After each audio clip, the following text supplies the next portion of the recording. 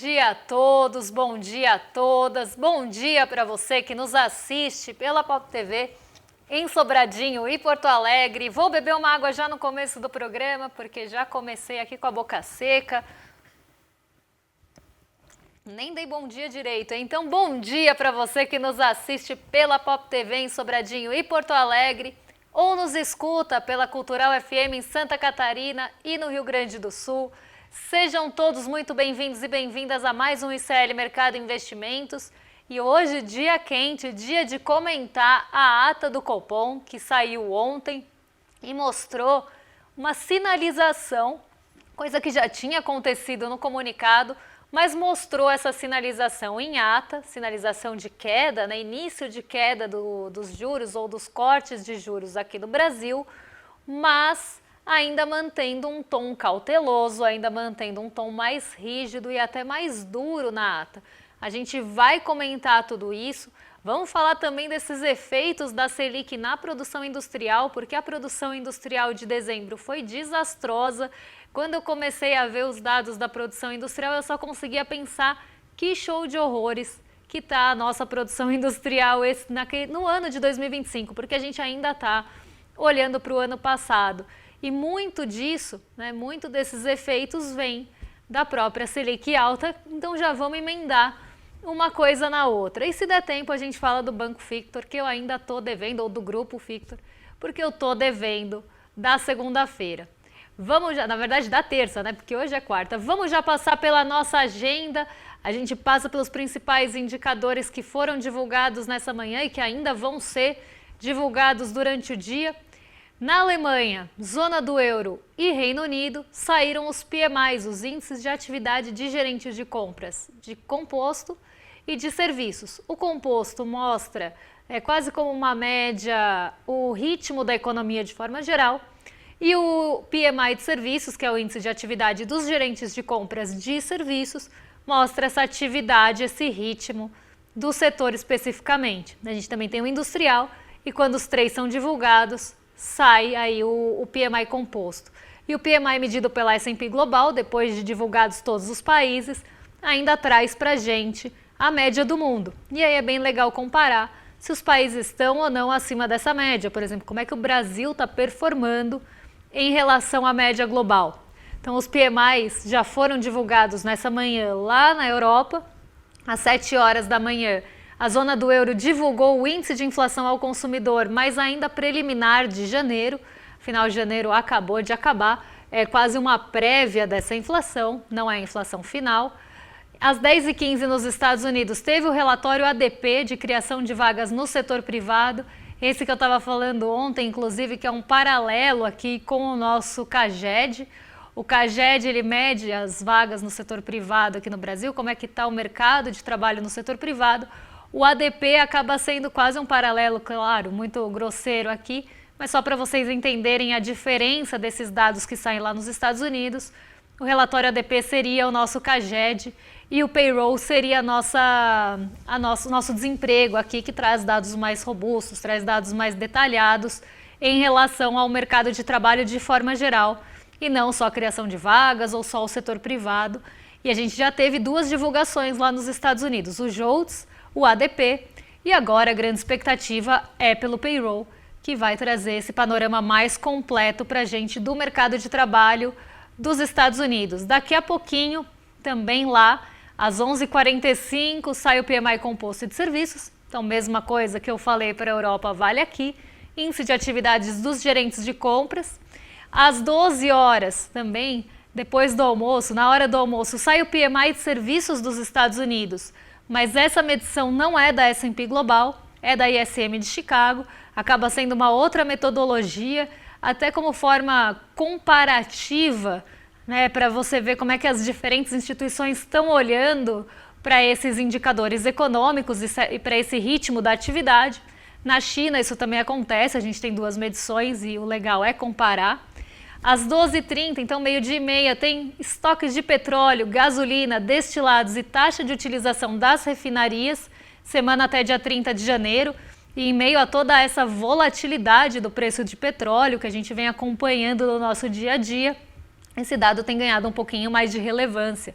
até porque os estoques nos Estados Unidos acabam ficando mais em foco, acabam tendo uma atenção mais especial no governo Trump, porque ele anunciou e não escondeu de ninguém esse desejo extrativista de petróleo, essa volta, esse culto do petróleo e que os Estados Unidos poderiam começar a formar mais estoques.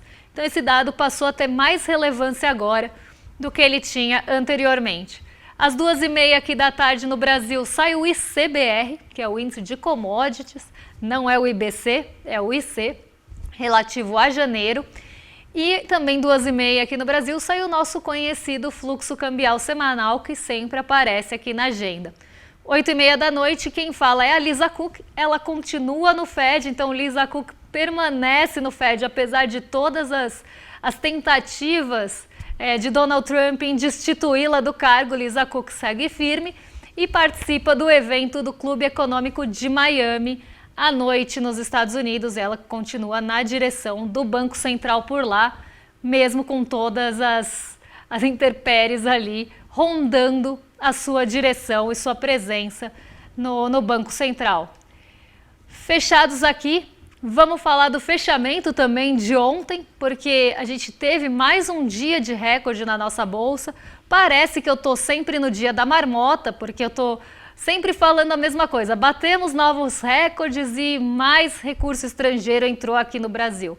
E hoje não vai ser diferente, exceto os dias que a gente teve ajuste, que foram poucos. Parece que eu estou sempre riscando o disco aqui, isso denuncia a idade, né?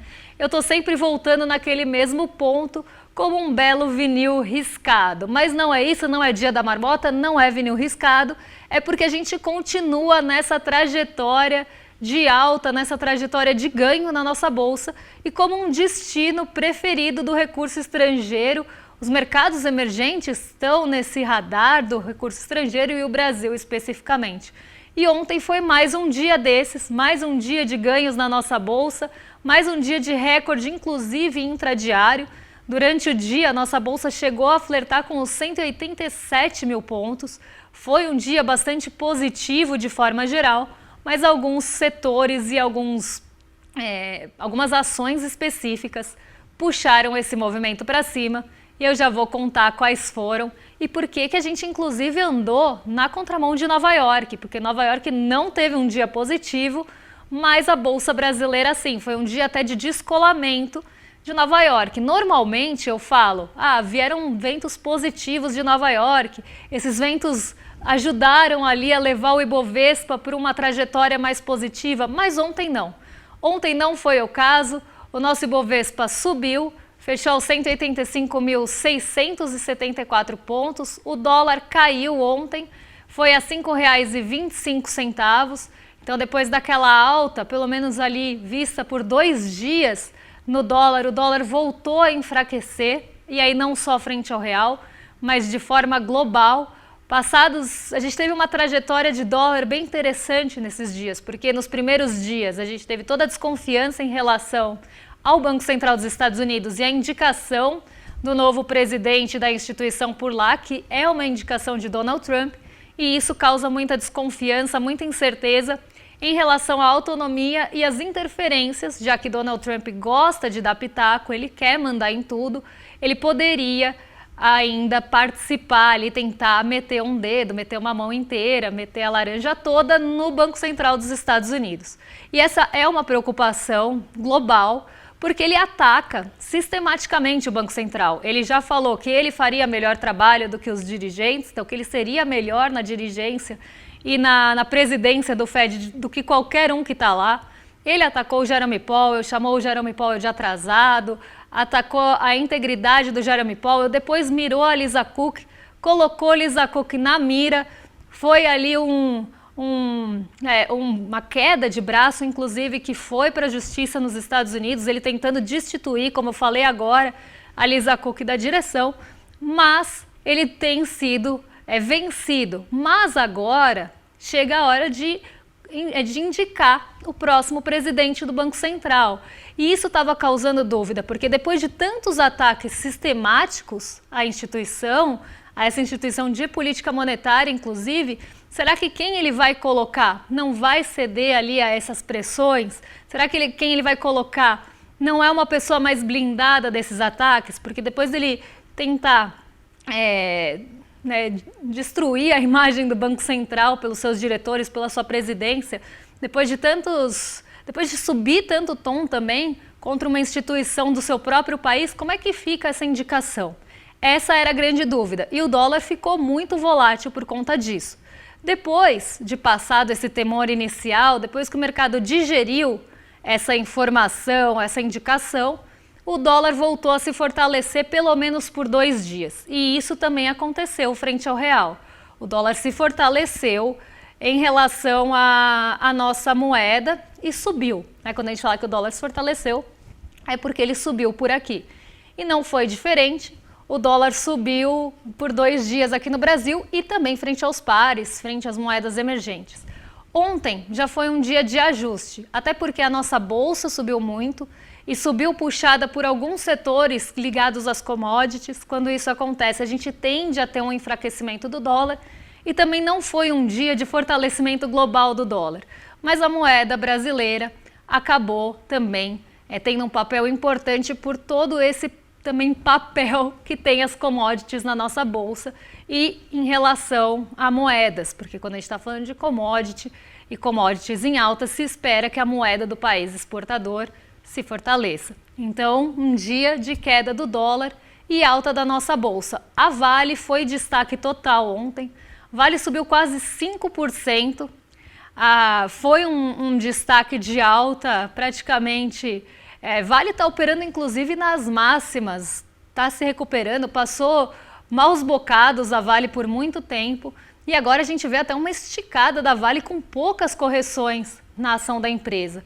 E ontem foi mais um dia e um dia de alta muito forte na Vale. A Vale é a ação de maior peso individual do nosso índice. Então, se ela sobe em 5%, como foi ontem, foi 4,90 e pouquinho, foi quase, acho que 4,92%. Mas talvez esteja com a memória falha, mas foi acima de 4,90. Se ela tem uma alta como essa, isso vai refletir no índice. Afinal, ela sozinha tem um peso gigantesco na composição do Ibovespa. A Petrobras também subiu, foi mais um dia de alta da Petrobras, que inclusive já chega ali perto dos R$ 37,00, em movimento de recuperação também. Petrobras que sofreu bastante recentemente, caiu lá para baixo dos R$ 30,00.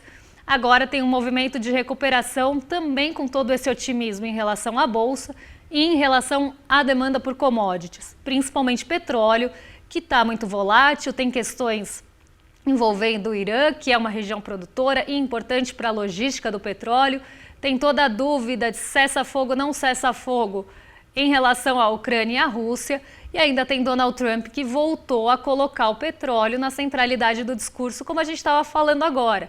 Ele é uma pessoa que defende o uso do petróleo, não esconde isso de ninguém, não escondeu isso em relação à Venezuela. Então, ele coloca o petróleo nesse lugar e isso faz com que comece a ter a expectativa de aumento da demanda pela commodity. Só que se por um lado a gente tem aumento da demanda pela commodity, por outro a oferta precisa acompanhar. Se a gente começa a ter regiões com conflitos, regiões produtoras ou importantes para a logística, que tem conflitos e questões geopolíticas, tensões de qualquer natureza, se a gente tem dúvida em relação à produção do OPEP, tudo isso vai mexer com o preço do petróleo se a demanda continua aumentando ou se tem uma expectativa maior por demanda. E isso está mexendo bastante com o preço do petróleo. E ontem a Petrobras subiu, não na mesma proporção da Vale, mas também subiu, puxando o Ibovespa para cima. Outro ponto que a gente vai falar daqui a pouquinho é em relação à ata do Copom. A ata do Copom trouxe a sinalização de queda, isso é precificado antes de acontecer. Então, antes da queda realmente acontecer, antes do Banco Central cortar os juros, o mercado já se posiciona para ganhar com isso. Afinal, se ele se posicionar depois, ele perdeu o tempo. Então, ele se posiciona antes para ganhar quando o movimento realmente vier. E isso mexeu com a nossa bolsa ontem também. Ações muito ligadas à economia doméstica e principalmente sensíveis a juros, como o varejo, a própria construção, tiveram um papel importante na alta da bolsa, que subiu aí para os 185.674 pontos.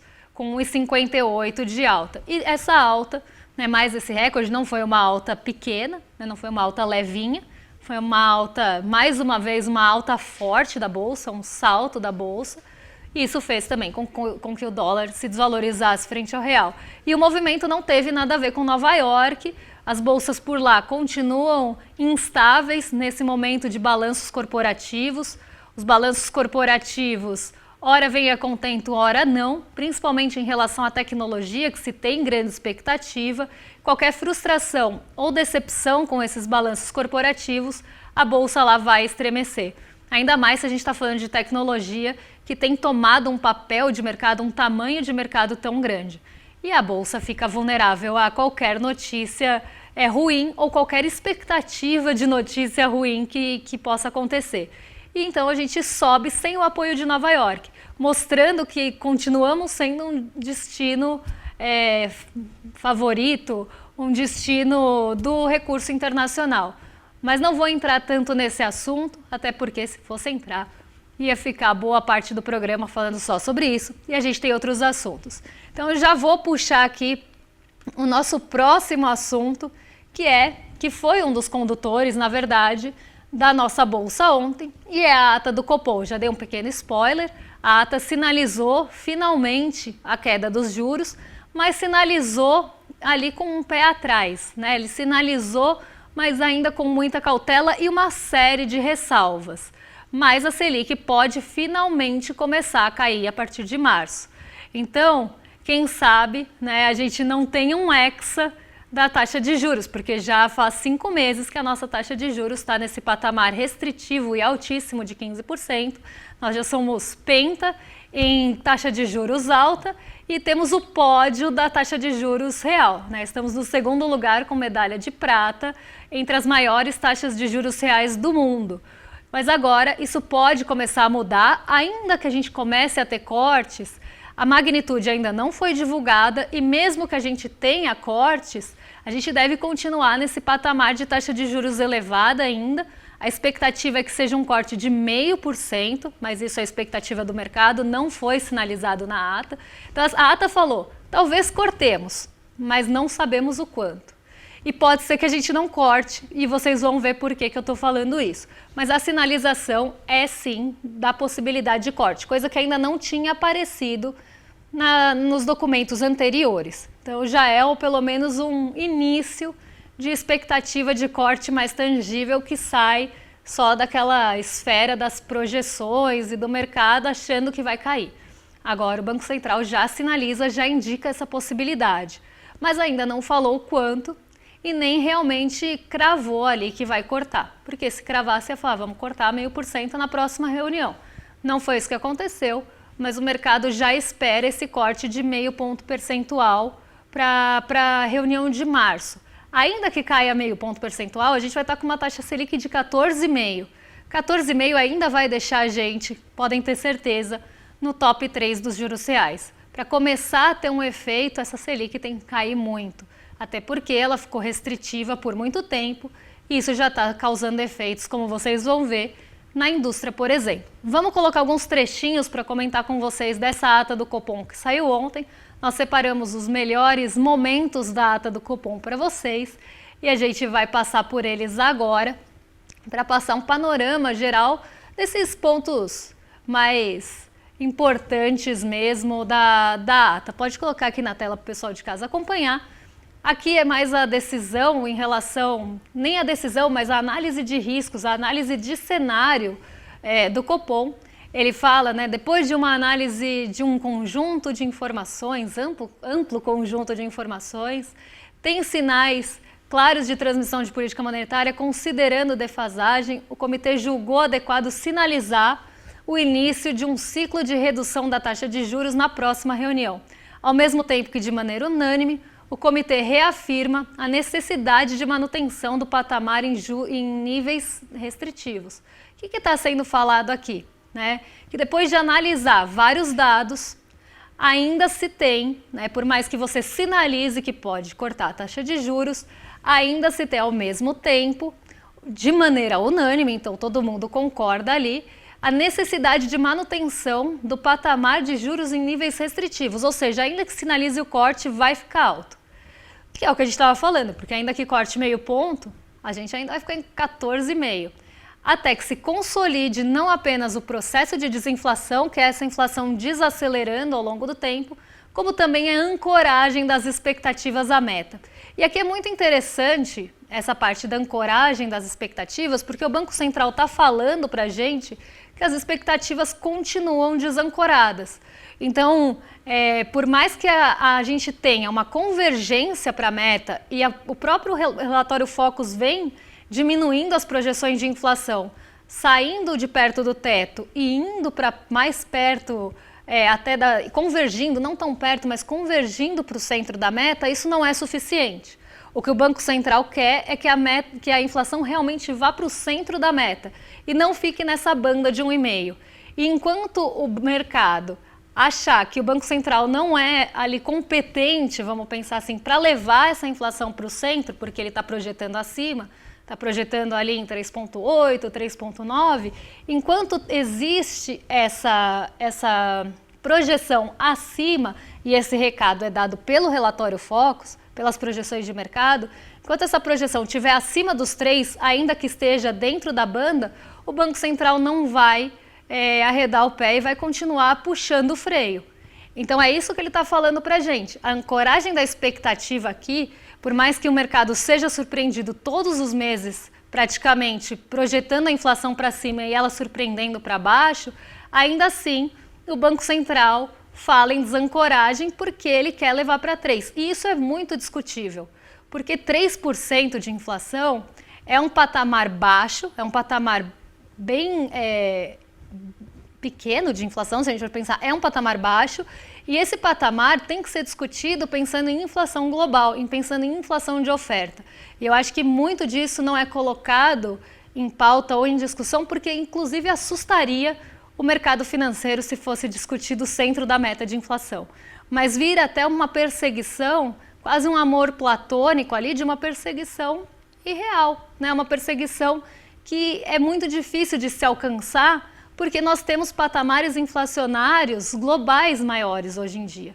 Mas vamos continuar aqui, né? A gente já falou do processo de desinflação, que é essa desaceleração que está sendo reconhecida, mas o Banco Central quer continuar na teimosia de levar para o centro para agradar essas expectativas ancoradas, porque enquanto o mercado estiver projetando acima de 3, isso quer dizer que ele não confia no Banco Central, e o Banco Central, para mostrar serviço, para dar um grande aceno para o relatório Focus como uma resposta, vai continuar com a taxa de juros em patamares restritivos por quanto tempo for necessário, ainda que isso sufoque a nossa economia e nossa atividade econômica. Mas vamos continuar aqui, aí a gente estava falando das expectativas, dada a resiliência de fatores que pressionam os preços, tanto correntes quanto esperados, especial dinamismo ainda observado no mercado de trabalho. Aqui colocando o mercado de trabalho também como um certo vilão da inflação, sendo que o mercado de trabalho é um dos poucos respiros que a gente tem na nossa economia. O mercado de trabalho que ainda está resiliente, que ainda mostra um pouco de ganho real, embora não tenha uma renda disponível tão ascendente. Você tem esse mercado de trabalho ainda mostrando ali um dinamismo, e parece que querem acabar com isso também, né? Porque aí se a gente não tiver ganho real, se a gente não tiver políticas de valorização, como que a gente vai trazer também dinamismo para a economia, sendo que os outros setores urbanos já mostram dificuldade? Então aqui, né, também é um ponto só de recado para o mercado financeiro, do tipo, estamos te ouvindo e estamos respondendo aqui do jeito que você quer escutar. Mas vamos seguir porque tem mais um pouquinho de ata para a gente comentar aqui. O Copom decidiu manter, então, em 15% a taxa de juros e entende que essa decisão é compatível com a estratégia de convergência da inflação para o redor da meta ao longo do horizonte relevante, sem prejuízo ao objetivo fundamental, que é assegurar a estabilidade de preços. Parece que o único objetivo do Banco Central é assegurar essa estabilidade de preços. Ele esqueceu todos os outros objetivos que ele tem também. Porque o Banco Central não pensa só em inflação. O Banco Central tem que garantir uma série de coisas com a política monetária. Mas parece que existe uma obsessão só por levar essa inflação para o centro da meta, ainda que isso seja muito difícil por todos os fatores que já expliquei de oferta global, por exemplo, de questões climáticas que estão fora do alcance da própria taxa de juros. Seguindo aqui, essa decisão também implica na suavização das flutuações de nível de atividade econômica e fomento do pleno emprego, mas acabou de falar que o mercado de trabalho está dinâmico demais. Achei um pouco contraditório, mas vamos seguir, porque esses são os outros pontos que a política monetária tem que assegurar. Não é só essa estabilidade. O cenário atual marcado por incerteza, exige cautela na condução de política monetária. O comitê avalia que a estratégia em curso tem se mostrado adequada para assegurar a convergência da inflação em um ambiente de menor transmissão e ainda antevê a confirmação do cenário esperado a iniciar a flexibilização, confirmando ali uma possível queda da taxa de juros. Mas aqui, mesma coisa que eles colocaram no outro parágrafo que a gente leu, ele tem aquele porém, né? Ele vai deixar ali os juros, antevê essa possibilidade de corte, mas tem que assegurar que os dados vão vir de forma que reforce essa condução, e devem vir mesmo, porque a produção industrial já foi uma catástrofe, a gente vai falar dela amanhã, e a convergência da inflação à meta, e ainda fala que dependerão da evolução de fatores que permitam maior confiança no atingimento da meta de inflação e no horizonte para a condução da política monetária. Mas cadê o que eu estava procurando aqui? Mas é isso, é uma flexibilização com poréns, né? É uma decisão que, sim, a gente vai sinalizar caso tudo dê certo, e muito provavelmente os dados vão reforçar isso sim, mas se precisar deixar a taxa de juros em patamar mais elevado por um período prolongado, o Banco Central não vai pensar duas vezes. Esse é o resumão da ata do Banco Central, muito copia e cola de meses anteriores, mas com alguns elementos novos, como por exemplo a sinalização do corte, com ressalvas e cautelas. Então, como eu falei, é um pé atrás ali, o Banco Central ainda está conversando muito com o mercado, está dando essa resposta e levando muito em consideração essas projeções da inflação acima do centro da meta, o que deixa, né, essa ideia de expectativa desancorada, mas a gente sabe que o mercado erra pra caramba e tem errado inclusive para cima. Então, o Banco Central está dialogando mais uma vez com o mercado e tentando mostrar serviço para esse relatório Focus, esse garoto de recados também. Fica uma troca de mensagens aí entre o Banco Central e o mercado financeiro, que se faz ouvido muitas vezes por esse tipo de projeção. Quero convidar vocês para participarem da nossa aula, o impacto da impunidade, que vai acontecer no dia 12 de fevereiro, quinta-feira, às 8 horas, com o GCE e o Lindenner. Esse pacto da impunidade vai falar, né, porque as elites nunca pagam pelos seus crimes. Quantos exemplos na história recente a gente não tem dessa impunidade e dessa elite que acha que pode fazer o que bem entende e que tem a certeza dessa impunidade, por isso faz aí comete crimes, fraudes, porque sabe que vai sair impune. E o GCE e o Lindenner vão trocar uma ideia sobre isso. A gente quer convidar vocês para essa conversa, que vai ser incrível. É quase uma aula inaugural da nossa turma de 2026 da pós do ICL. E essa aula vai ser aberta para todos, mas para você assistir é só entrar em iclmercado.com.br e se inscrever. Fica não só por dentro do dia, do horário, é lembrado disso, mas também garante o acesso a essa aula, que vai ser um aulão com o GCE e com o Lindenner. Agora eu vou jogar para os nossos vizinhos de cima. O William De Luca e Sarazara hoje já estão prontos para receber vocês. Essa dupla que a gente adora, mais uma vez, estão juntos aí. E a gente volta amanhã para falar de produção industrial, o que mexe com o nosso bolso, com a nossa bolsa e com as nossas vidas. E já adianto, a produção industrial tá triste, viu? Um beijão e até lá. Nos últimos dias, acompanhamos o caso de violência brutal contra o cachorro-orelha. Ele foi até a morte por um grupo de adolescentes de famílias ricas e brancas em Santa Catarina. Você já sabe o que vai acontecer com os responsáveis, né? Nada. Porque no Brasil, quem faz parte das elites, como você bem sabe, nunca é punido. Agora imagina se fossem 4 pobres e pretos da periferia brasileira. Isso é o pacto da impunidade. Existe um grupo no Brasil que nunca é punido. E é por isso que no dia 12 de fevereiro, às 20 horas, eu e o professor Gessé Souza vamos revelar tudo sobre esse jogo. Será a aula inaugural do curso de pós em Teoria Crítica 2026 do ICL. Uma aula completamente de graça, online e aberta para todos. O ICL está em todo lugar, na palma da sua mão, na TV da sua casa e até nos seus ouvidos. Para ir além da manchete e mergulhar com apuração e contexto de verdade, acesse iclnoticias.com.br. Siga o ICL, compartilha e vem com a gente. Informação para quem pensa.